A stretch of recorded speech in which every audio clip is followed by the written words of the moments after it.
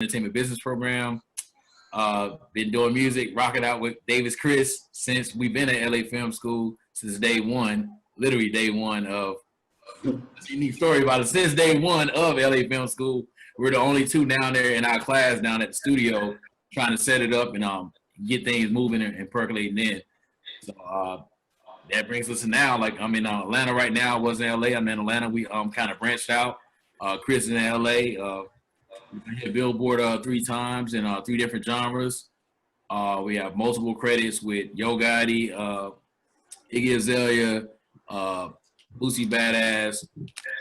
The list go on. Club B King, Club Godzilla. Just the list goes on and on. Yeah, that's nice. Yeah. That's dope. And then, yeah, super dope. And then for me, my journey starts a little earlier. I remember I was 4 years old and I saw the movie Aladdin for the first time. And it just touched me. It impacted me in such a way. I said, man, I want to do this. I want to be in entertainment. I want to, do music and something entertainment. I remember I came home and I reenacted the whole thing. I made blankets and pillows and set up my mom's camera and I played Aladdin and I did sung all the songs, did all the dances. So like, that was my, that was like the first moment I knew that, entertainment was going to be like my career. And like Shane, I was in the military. I did 4 years in the Navy, Hooyah Navy. Shane and I both interned twice. I interned with a group called The Stereotypes. They worked on Bruno Mars' album. And then I interned with a producer and writer named Detail as well. And yeah, man, just been rocking out ever since. Just having a lot of fun, just trying to get to it, So I know you went to see the new Aladdin since that's what started it off. You went and you saw that movie. Yeah, with Will Smith. Yeah, I watched it. It was all yeah, right. okay. What about you, Mario? How we get here? Tell us your journey. Hold on. Well, first off, it's kind of tough to follow those amazing journeys right there. Shout out to you, hardworking brothers. And my journey kind of started just growing up and being somebody that was heavily influenced by the church. My grandmother was a pastor, so my mother was a very God-fearing woman, and just through my travels and just my upbringing and my lifestyle, the church was like heavily influenced. So growing up in Detroit, we had a lot of hands-on and close-knit experiences with a lot of people from the Motown family. So the Temptations went to the same high school that I graduated from, and it's just a lot of those relationships that just trickle down and through those church communities that continue to give you those music edges that you can't normally be taught inside of a classroom. You know what I'm saying? Like just understanding soulfulness firsthand and getting that experience from seeing your grandma sing and once she cleaned up the house and cooked some good food while the house is smelling good. You know what I'm saying? And I knew that I wanted to make music a part of my life because music just seemed like the ultimate universal tool to communicate with everyone. You know what I'm saying? Like no matter what race or nationality you were, it just seemed like certain songs just continue to fuel people and bring people together, which is my next point of me being in the military. I was taken out of my comfort zone and placed in an environment and atmosphere with so many different races of people that I didn't even know existed. I'm not even gonna lie, different cultures and things like that. And the music was always the one thing that no matter how deployment was going, no matter how this was going, no matter how that was going, the music kept us together. And I always wanted to implement that in my life. So a lot of the times when we out to sea and bonding as brothers and sisters and everything like that, doing the music, sipping liquor and doing our thing, turning up and stuff like that, we tend to go off in our own little zone. I used to do this thing called freestyling a lot, and I had another buddy of mine who was really camera savvy, and he used to film everything I do. So before you know, at the end of deployment, I had 60 or 70 different visuals of me doing that, and then it just turned into, hey, let's put some money together and start booking artists to come out to San Diego. And then my friends got out the military and just kept booking artists, and before you know it, they just turned San Diego into our little playground. And instead of me being an investor, I'm like, you know what, let me get into this musically, and I really chased that journey to implement my music.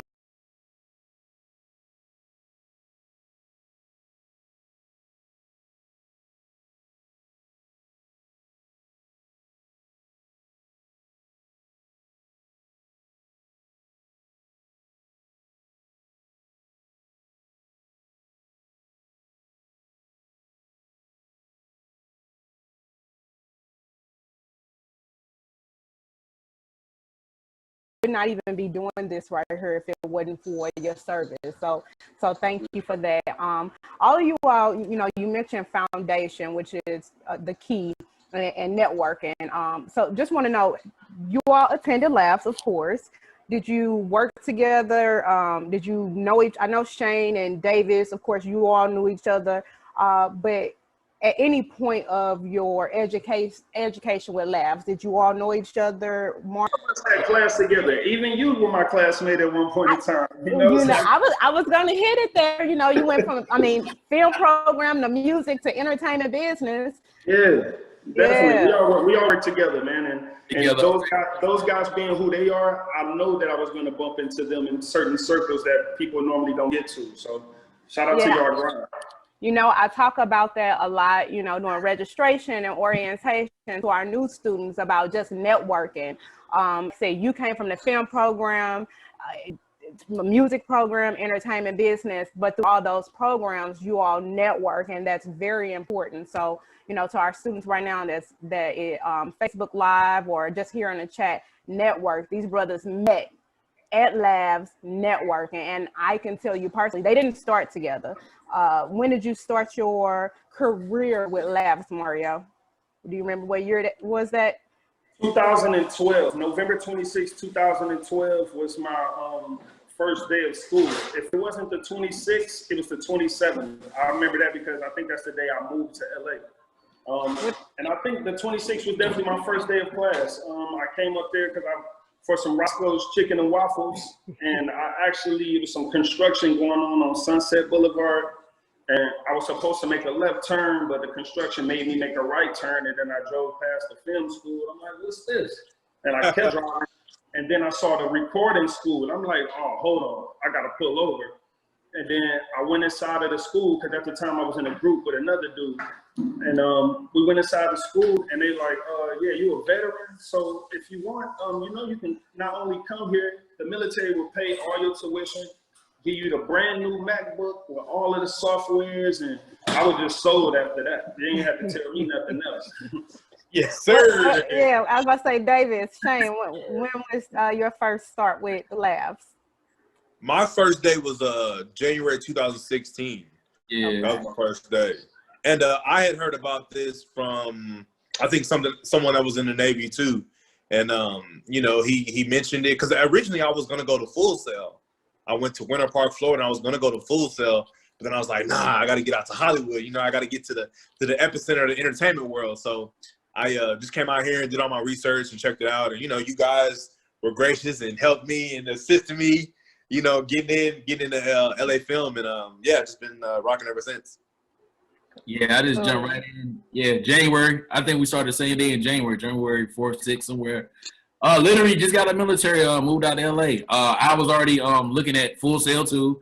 I looked at Full Sail because that was big on the East Coast. I was like, I gotta get out west. I've been on the East Coast, you know, most of my military career. So I was like, I gotta get out west. So I moved out to LA. I went ahead, packed it up. I was out there in like January. I think I got out December 1st and January. New Year's Day, I was out in LA. So yeah. With the quick, I didn't waste no time. Yeah, different times, man. So of course now we're in a different time. You know, artists you know, you guys got to do things differently now. What have you learned about yourself and personally, and just as an artist during the times that we're in right now? I think the key to survival is your ability to adapt. Life, the music industry, business, period. Things change. The iPhone used to not exist. Computers used to not exist. You know, color TV used to not exist. I think it's your ability to adapt and overcome. And the other key point is innovation, because we all know that the music industry, several industries are very oversaturated. There's a lot of the same thing. Things are very derivative. So I think you as a content creator, artist, just, you know, even business person, I think it's on you to be innovative and do it just a little bit differently than the next guy. I think that's super critical. And being, ladies and gentlemen, if you don't take anything from this video, record what he just said and apply that. That's it. I have nothing to say. Like, there's anything I was going to say. definitely, Thank you, Chris. definitely, for sure. Just being resilient, especially on this time during COVID. I think me and Chris, we got on the phone for like right when COVID was about to hit. I think we got on the phone for like 6 hours. We was on the 6 hour phone. 6 hours.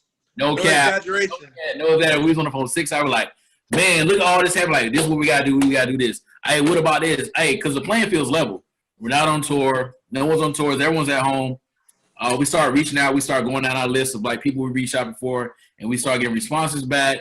We started putting together projects, ideas, just different things were just happening like so fast, and like we've done a lot since. Everything we pretty much done at like the height of our success has been during COVID, which is crazy. Yes, man. Adapted to like everything that was going on for sure. So Because whatever weird reason, well, not whatever weird reason, people been doing the right thing as far as this COVID thing. When they said people needed to stay home and stay secure in their homes, it's a lot of opportunity for people to reach out to people that are normally booked for parties, normally DJing events, normally out and about, and they're booked and busy where you can't really get to them like that because of their schedule is so demanding.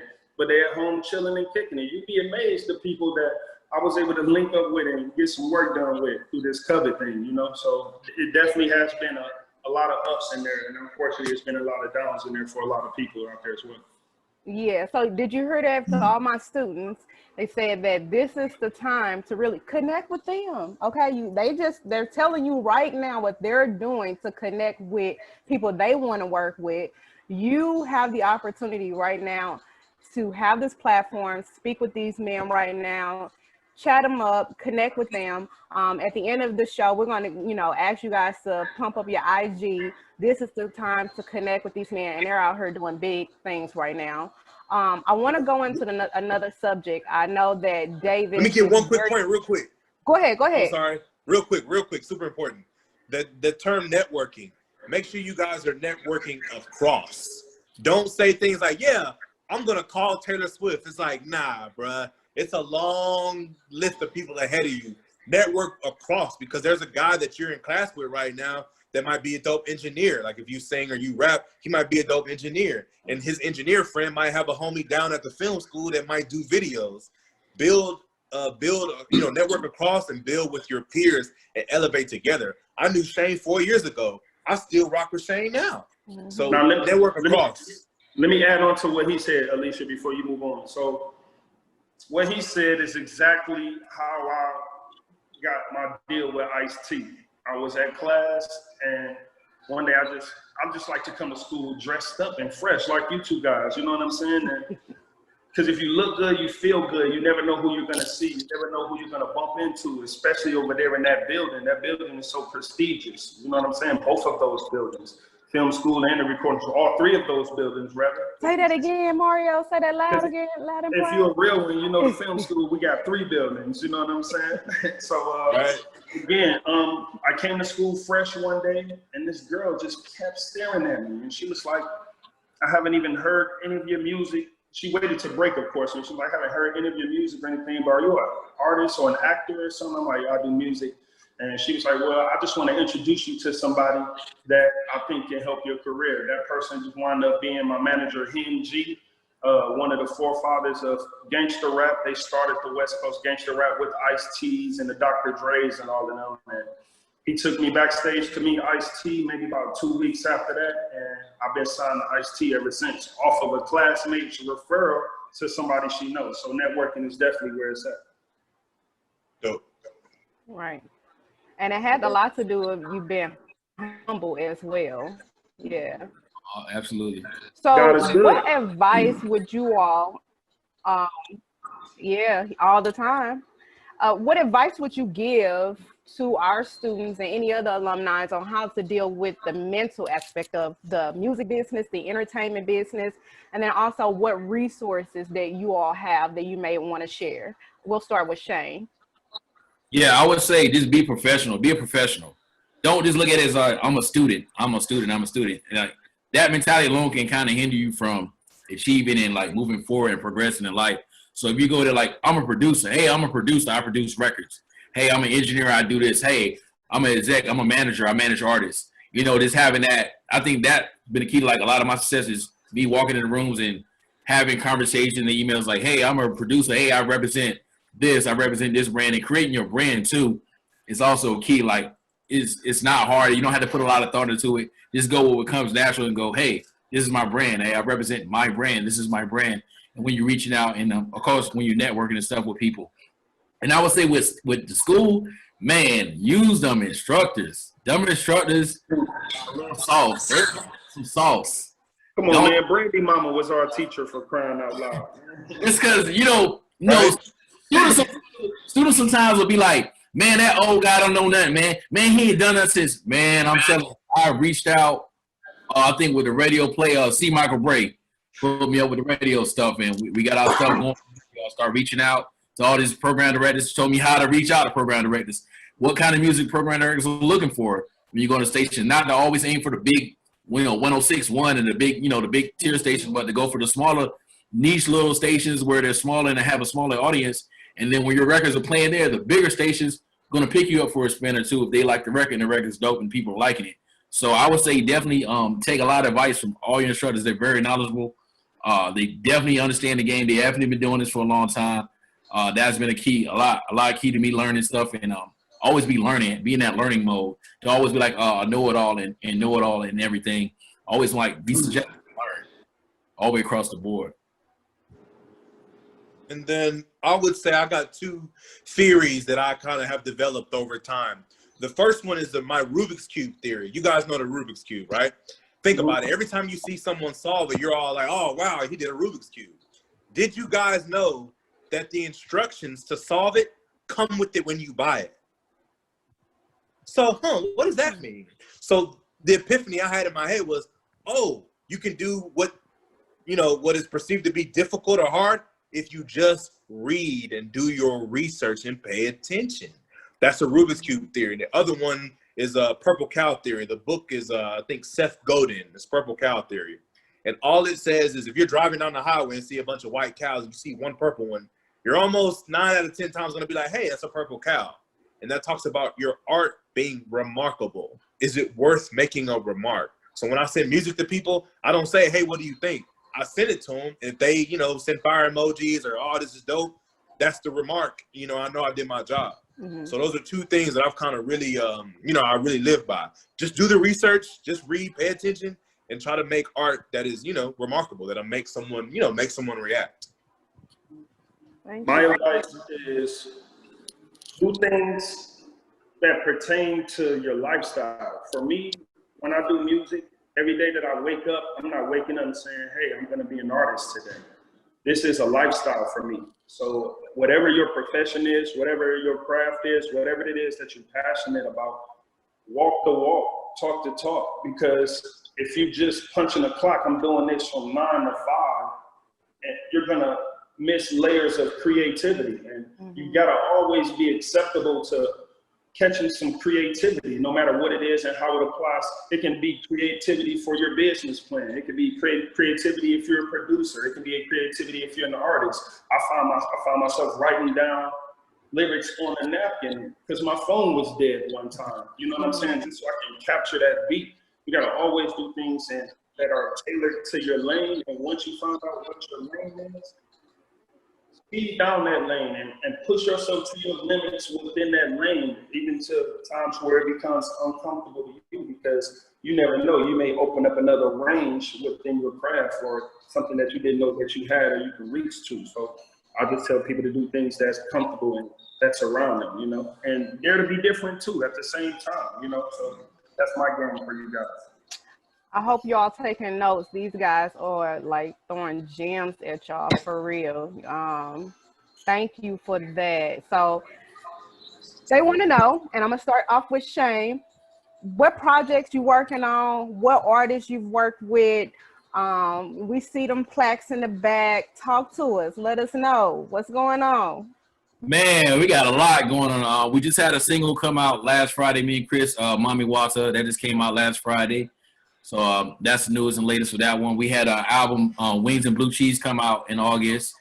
That's a blues album, but it's pretty dope. And also up and coming, I got a song coming out on the 20th of November, Blood Ain't Thicker Than Water. It's a pretty passionate topic we're reaching out about. We're going to be talking about bringing awareness to sexual abuse among children, everyone, not just females, but men and women across the board. And the song kind of revolves around, tells a story. Chris rapping on it, you know, he got them lyrics in it. It's telling the story. We shot a video. We did like a 3-day video shoot. We got a visual coming out with it too, also on the 20th. And then we have an album coming out December 11th, actual real hip hop album. Like it's just, you know, you think about 2000 Runaway Love with Ludacris and Mary J. Blige. You think about Stan. Those records. We got some records like that coming out on December 11th. Very excited about the project. Very excited about the single we're going to drop first in front of the project. And that's what we got going on right now. So definitely tune in. Hey, let's get to it. All right. David, go ahead, Chris. Those are the records. And just for artists out there, here's a point that I was thinking about just in terms of you guys releasing music, right? Obviously, we know the frequency has increased. So your ability to try to, you know, adhere to some type of schedule or frequency in which you release can be very crucial. I'm sure you guys have heard of Russ. He dropped a song every week for a year and a half. And, you know, you guys saw him on IG. He's posting royalty statements, $500,000. So that's one thing I would just say to artists is, you know, as long as the song is, you know, of a certain quality, a certain level, go ahead and put it out, man. Someone somewhere will like it. And also try to cater to niche audience. Try to get those few hundred people that love what you do and service them first and then grow. A big mistake artists make is, man, I want to be as big as Beyonce. But there's levels to that. There's steps to that. So it's like, are you even the dopest in your neighborhood? Like, does everybody in your city know you? You know what I'm saying? You got to build. I know we have the internet, but still, you know, you just have to grow. You know, you have to just go step by step. But that's, you know, that's what I would say to artists. Just, you know, try to just little by little. Just before Mario tells us all the great stuff, Shane and Davis Ernesta's on our chat, and she wants to be in your next on your next album. You know, I don't know if she's rapping or singing, but your girl is on her supporting you. No doubt, we got you. And what's going on, Mario? Hey, shout out to Ernesta, man. I got love for her, man. If you go to that school and you're a real one, you know Ernesta too, man. So absolutely. Shout out to her with her amazing office, man. You know what I'm saying? So, I would say artists that I've worked with Ice-T, I've worked with Dr. Dre, I've worked with Quavo, I've worked with Anderson .Paak, I've worked with Snoop Dogg, I've worked with Gucci Mane, I've worked with Sada Baby, I've worked with, it's a lot of artists, man. I'm just thankful to be in this position, again, because my manager and them being deeply rooted into the West Coast community like that, I've been able to sit down and write and build with a lot of these artists. Things I'm working on, I've been working with, since this is the Veterans Panel, I'm able to share this with you guys, and this is like an exclusive audience. I'm working with Dr. Dre on, they're doing a Grand Theft Auto completely surrounded about Dr. Dre and his life. They're gonna do a theme where someone breaks into his car and steals his car. He's not really tripping on the car that they stole, but they stole his album Detox. It was in there. So if you find the person who stole the car, it unlocks the album. So we've been writing a lot of songs placed around the Grand Theft Auto game. I've also have a placement with Dr. Dre on the upcoming Marvin Gaye biopic. I wrote a song thinking it was going to go on the Straight Outta Compton movie, and out of nowhere, they just came and said, no, we're not putting it on here. This song has a Marvin Gaye sample in it, which is great for you. Hey, that's huge, man. So congrats. They're like, yeah, man, it had a Marvin Gaye sample in it. We let Berry Gordy and Smokey Robinson hear it. They loved the song, and he invited me to the studio, and then he's like, I really like this record, so I want you to come to my house, and we're gonna record it there. And he just bought the house from Tom Brady and gutted out the whole bottom and built a custom-made studio that's world class. You know what I'm saying? And been over there doing a lot of records, and it's just a lot of cool stuff going on. So again, that's what I'm working on. Things just keep coming on. I got a single coming out with Jim Jones and Rock Nation and Empire on sometime this month in November, and I have a record coming out with Sada Baby on November the 12th. So yeah, that's what I got going on, y'all. And there's more to come. Yeah, man, y'all are doing big things. I mean, heavy hitters, billboards. I am just so proud of all three of y'all. Like I said, me and Mario started school first day, and then I pulled something out, and I'm gonna keep this. But look, see, I got this back when you was, you know, just getting the t-shirts going. And I said, this is in my, you know, and I'm holding this because you gonna sign this, and I'm gonna be able to tell my great-grandkids all about all of this. So, hey, I from Master P that merch come from Master P. He said, get you some product, and I think I had like 3 boxes of t-shirts. I think one day I was giving them out to everybody out of school, coming down Sunset, Hollywood. Is like branding everything. I think I was branding everything. Everybody got a t-shirt. But that's dope that you still got it. Yeah, everybody still asking about. Me and Chris are just talking about merch today. We actually be in-house the merch, got a music conference doing here in Atlanta. We're sponsoring with ATL Top 20. Shout out to ATL Top 20. We got a big role in that on that, and we're gonna be handing out some merch and stuff there. It's in Atlanta. It's a pull up, you know, Atlanta wide open. Those that don't know, 3 days. Definitely Wear your mask. Hey, wear your mask. Wear your mask. Oh, and then backtracking to something that was very innovative and something that me and Chris did while the COVID happened. We actually signed a distribution deal during COVID too with Empire. So don't think the world shut down and the whole COVID is slowing down. People are still like doing business and paying attention and doing transactions. So that's out to everybody. Like, don't stop chasing your dream. Don't stop reaching out to folks because, like I said, right now more than anything, you probably can get a response back way quicker than you would if it was concerts and tours and going on. They're going to respond back. They might not hit you for a day. They're going to respond back for sure. They're going to get the message. Definitely. Yeah. So what does it mean to y'all as a veteran alumni from LAFS? How did LAFS shape your career? How did it prepare you for the industry? I want to start with Davis. We go down to Mario and Shane. How being a part of this family helped you? The first day I stepped on campus, I was lit. I was ready to rock from day one because I joined the military so I could end up coming out to Cali and doing music. I was lit. I was sat in the front of all my classes. I tried to do my best in every class. And when it came time to record, me and Shane walked down to that studio at 4 o'clock right after class every day. And I worked till 11 and was walking the streets of Hollywood at midnight, 6-7 days a week, like a complete savage, like a zombie. I loved it. It was just all over me. I went crazy.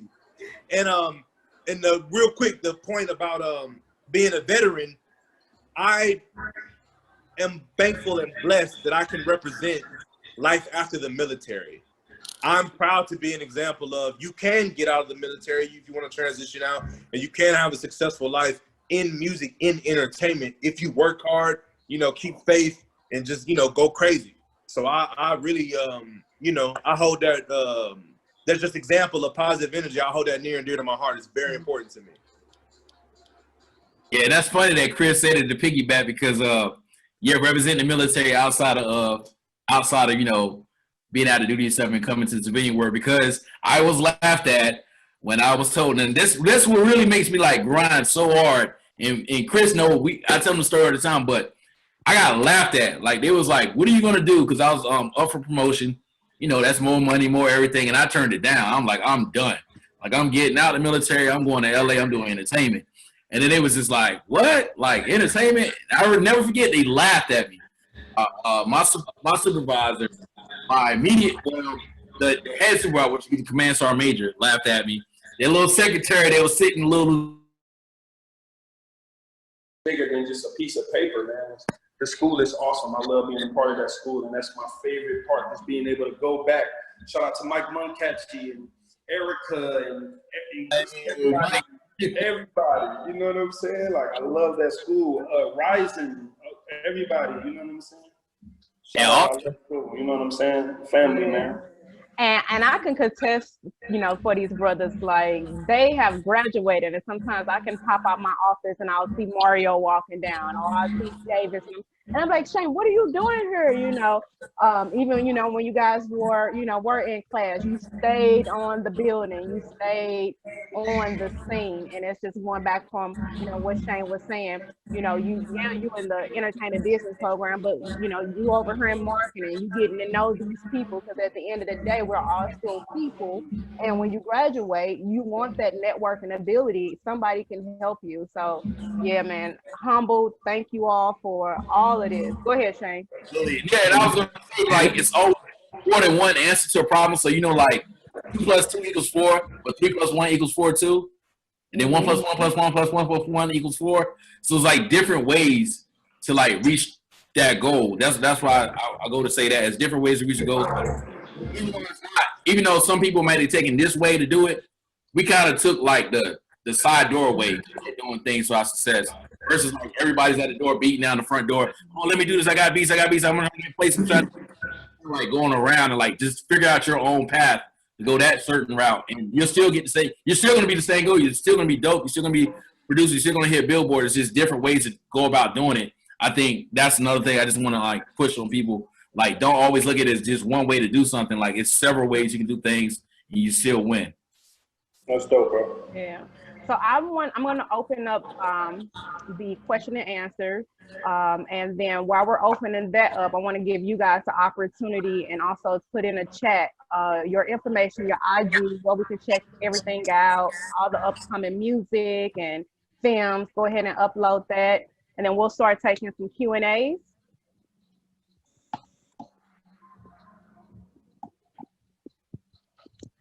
And then somebody also wanted to know in the chat, give me 1 second. They want to know, what does DFD stands for? Davis Foster Davis. It's just our names. Davis being modest, he's an engineer and a dope producer. Don't let him fool you. We both can do it all, but he's got that unique skill, like knowing that he's, what I'm saying, throw him the out, I'm throwing the out. He's close to the rim. So I'm gonna keep passing the ball because he's dope as an engineer, he's dope as a producer too. So it's Davis Foster Davis. It's just our names. It's nothing crazy. It's not random. We just came up with too. Like, we just sat there, we had to think of a name. We're like, man, what could it be? He was like, oh shit, like, you engineer, you produce, it's me, I'm Foster. Like, shit, Davis DFD. So that became the brand. And then guys, everybody who's watching, don't forget to join us for our 11th annual salute, November 13th. It is 5 p.m. Pacific time. We're doing it different this year. Of course, we have different circumstances, but these guys always attend.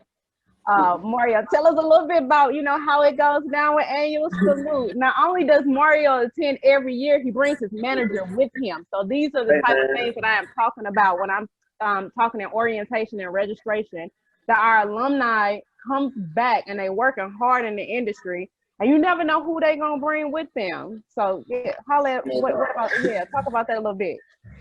Hey man, I mean, at first it started off me bringing my manager because I would be running into so many different business people. It's like, you know what, I don't want to say the wrong things or not be able to speak the right language, you know what I'm saying, or not know that right person. Because in this industry, people are so protective over their relationships because they have to be. People, sometimes you give a person you don't know a chance and they can ruin your name. So not everybody is quick to really give out these opportunities unless you really like attached to somebody that really, hey, perfect. Hey, close the door real quick.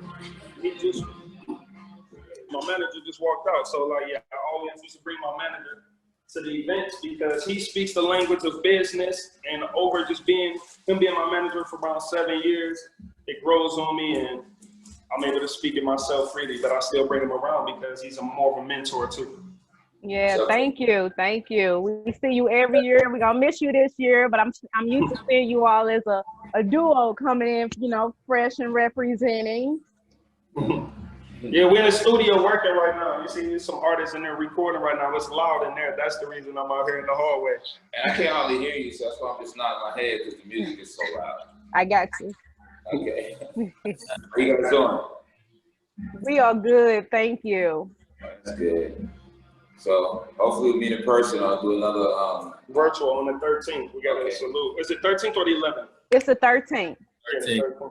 Yeah, he'll be there. We still gonna be in attendance. You see, y'all come check it out.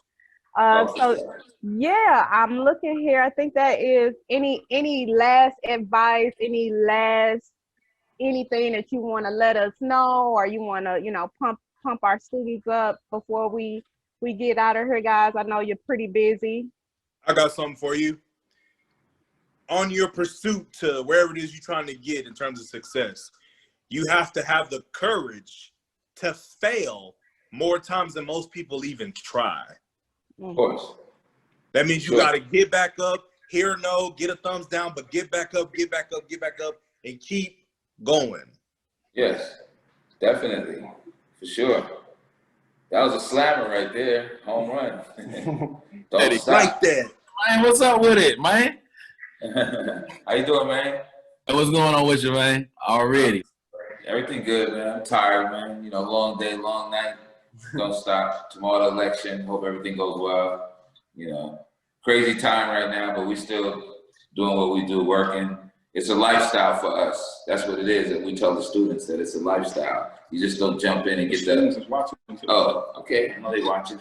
Just don't jump in. You just don't jump in for the swag. It's a lifestyle. You do what you do. If I did maintenance, I use entertainment as a passion, and do maintenance is making money. That's another thing. Don't look at the entertainment business as something that'll basically buy your cars and everything you need to pay your rent.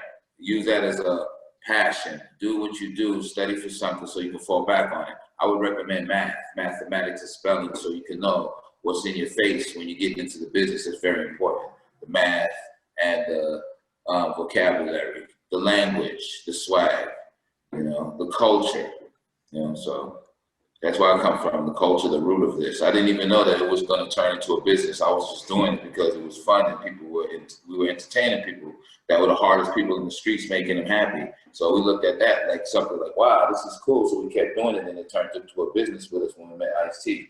So after that, we never looked back, just fun times, and we fell more than we stood up. So you have to fall in order to stand up. That's life. Man, thank you. Do y'all hear this? I mean, we didn't even ask this man to come in. We've been blessed with his presence. Thank you for all of that, man. Davis, what you, Shane, anybody else, any last minute, anything? I was gonna say, man, if you stand for something, like whatever it is you stand for it. Because if you don't stand on something, you'll fall for anything. And that's just like, I'm gonna leave it at that. So whatever it is you believe in, just stand on it all the way through this industry, because people are trying to switch it up and make you do something that you're not really comfortable doing, or try to get you to go this way with it because that's the wave and that's where everybody's going. But if you stand on something, my daddy always told me, like, if you don't stand on something, you just fall for anything. So like, definitely stand on what you got going on. Stand on your brand, stand on your name. I think somebody had a question too. I think I saw. The one thing that I'm gonna leave y'all with is, like you were saying a little bit earlier, Chris. Make sure you're not just putting all your eggs in one basket, and don't think that your one thing is gonna work. Constantly keep the work going, and because like the late great Nipsey Hussle said, it's a marathon, and if you constantly working and it's a lifestyle, something is going to get traction from somewhere, and before you know it, all those other seeds that you planted out there, they're growing, they're being nurtured and being watered to sprout as well. So make sure you got a group of things going on that still fits your lane. Don't spread yourself thin with things that don't all pertain to one end goal, but stay in your lane. And be loyal to the soil, because bridges burn real quick in this industry. People want you to fail more than you want to come up. Because when you walk into the door, that's the door that they want to walk through. The doors are really thin, especially in any industry, especially at this time. Yeah. I do see a question from someone, Steven. He wants to know, how do you guys feel about releasing albums versus singles? And do you think trailers do as important as the music video? They got billboard plaques right there. I'm gonna let them answer those questions for you right now. I got the bounce. So Yeah. you guys. Thank you. Yeah, next run. Salute. I'll call you when I'm done with the Zoom. All right. I'll definitely say you have more success releasing singles. Just for the simple fact that you build up a single, you can just push that single. Far as on a financial standpoint, you spend less money pushing a single. Far as when it comes to marketing and stuff. So putting out a single and then letting that lead up to the album, and I ain't gonna give you the free game, but it's like it's a little hack when you push a single. And if you pay attention, like I said, at Rubik's Cube theory, you pay attention when they put out an artist put out an album and they have a single, you'll see the single on the album. There's a reason for that. So yeah, I'm gonna let y'all figure that part out. But I would say definitely push a single. And then as far as your question to like trailers of music videos, visuals, yeah, visuals bring life to the song. But having a trailer is like a key little what I call a different way of marketing. Like having that little small trailer helps you like win your song over, because you're not bombarding me with a 3-minute long video. I'm not gonna probably watch the whole 3-minute long video. I don't know who you are. But if you give me like a little 30-second, like oh wow, what I like an oh wow teaser, like I like to call it. If you play one of those, I'm gonna be like more, oh man, what was that? Like, what is this about? And then you have people engage you that way. So yeah, definitely the trailers over just posting your video 40 times on IG or Facebook, tagging 99 people in it, look at it like that ain't the move. Like you'll get blocked, spam, and I think Facebook's even get better at shutting it down too. Like they don't even let you tag 1,000 people no more when you posting a 5-minute video or something. So definitely like a little trailer, tag who you want to tag in it, whatever, and rock out with it and run ads. Don't get away as ads just because I know artists get intimidated when they see money's being about, oh God, I got to spend money on this. But I'm gonna tell you what, if you look at Jiffy Lube, you look at any successful company, they spend crazy money on marketing. I even know, I ain't gonna give an LA film secret, but I know they spend a lot of money. I worked in the marketing. So anything that's success, you're gonna have a lot of money spent in marketing. You're gonna spend way more in marketing, but in order to get revenue, you got to spend. You got to spend. So that's on the way. So definitely don't try to take a shortcut in marketing music, thinking that if you don't pay for it, you're just going to magically appear on everybody timeline and everybody playlist and like, oh my God, like this is the dopest song. Like it just doesn't work that way. That's unrealistic thinking. So I would definitely say have a budget, on your music, you'll win. You definitely got to invest in yourself. That's real, Shane.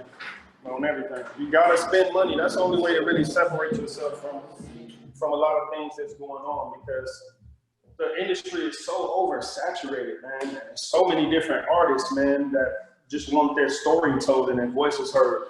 But that marketing tool, that person that's gonna spend that $15,000 a month with iHeartRadio, you know what I'm saying? The person who's gonna spend that money with that DJ record pool, the person who's gonna spend that money with getting that token DJ to work their record. You definitely have to spend some money. It doesn't have to be dramatically that much, but you're gonna have to spend some money. Yeah. Well, we're going to close it, but I just want you all to know that you three are changing lives right now. We have someone that said she literally went to clock out and felt like giving up, and then she saw this invite. So thank you all. Thank you for joining us. Keep doing what you're doing. Keep motivating. We're going to see you, I'm for sure, November 13th, 5 p.m. Pacific time. I got a conference. I'm gonna try to. Hey, I'll be there, man. What's going on?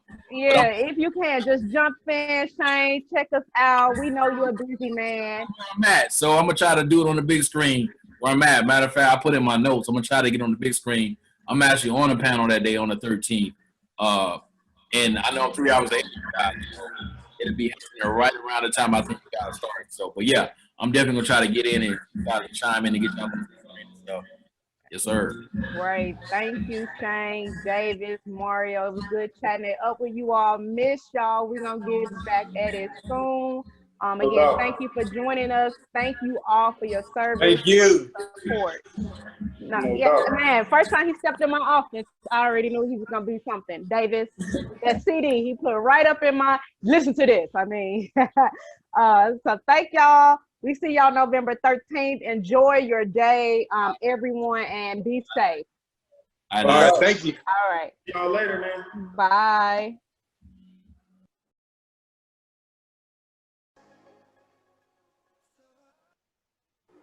All right. Thank you, guys.